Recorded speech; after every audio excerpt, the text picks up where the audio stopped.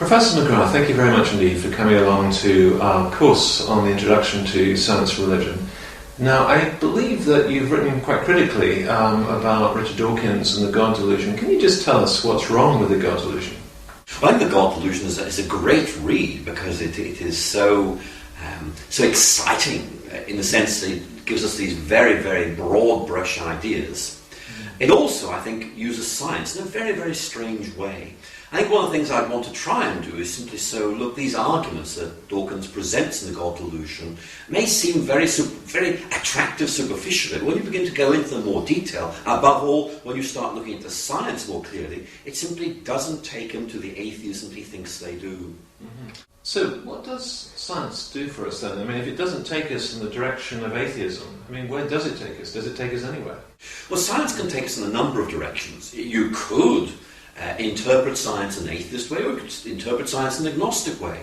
But there are so many Christians who find science given a new depth of meaning by their faith that we've got to take this third option very, very seriously. Not just that science is consistent with the Christian faith, which it certainly is, but actually science might point us in that direction as well. What kind of science do you have in mind then?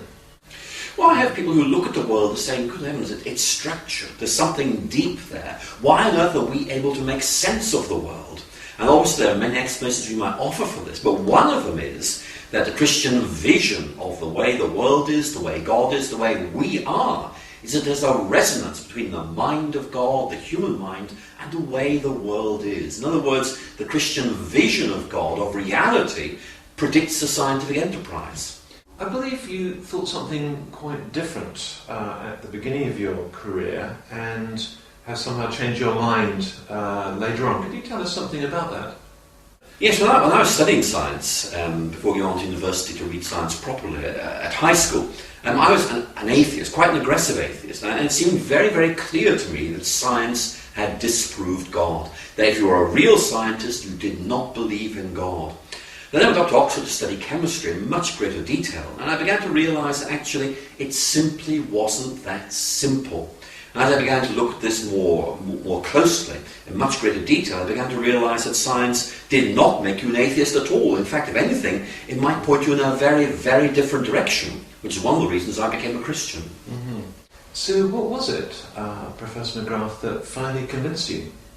I think it was an accumulation of things, not one road to Damascus experience, but rather a series of clues, each of which built up to give me a very clear sense this is the right way ahead.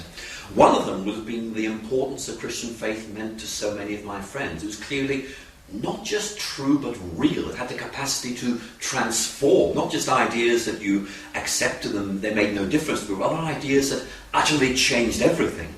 But part of the picture was a realization that if Christianity were true, actually it made an awful lot more sense of my science than any other worldview I could think of. So then for Dawkins, science has taken him in the direction of atheism, whereas for you it's taken you in the direction of Christian faith. Could you explain then how that happens? Well, I think it just shows that things are much more complicated than Dawkins suggests. Dawkins has this idea that real scientists have to be atheists. Now, in my case, I was a scientist who began as an atheist but then changed his mind. And of course, there are many, many other scientists who've become Christians and find that that makes much more sense of their science than anything else. Again, a very good example would be, let's give an example here, Francis Collins, who recently wrote a book called The Language of God. Now, Francis Collins directs the Human Genome Project, a very able molecular biologist. But really, what he is saying is, look, now that I'm a Christian, this makes more sense of my biology than anything else. And I'd agree with that. So what do you think of the way that Dawkins uses science in books like The God Delusion, for example? I think I feel very uneasy about the way that Dawkins uses science in The God Delusion. He almost uses it as a weapon.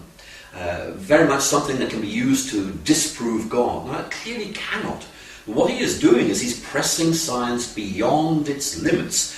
Not a tool of inquiry in which we'll try to understand the world, but rather a tool of destruction, which is going to eliminate religious faith. And certainly, I think many scientists are very disturbed at this, because they feel this is going to alienate a rising generation of people who do believe in God and are interested in doing science. I think science needs all the friends it can get at this moment.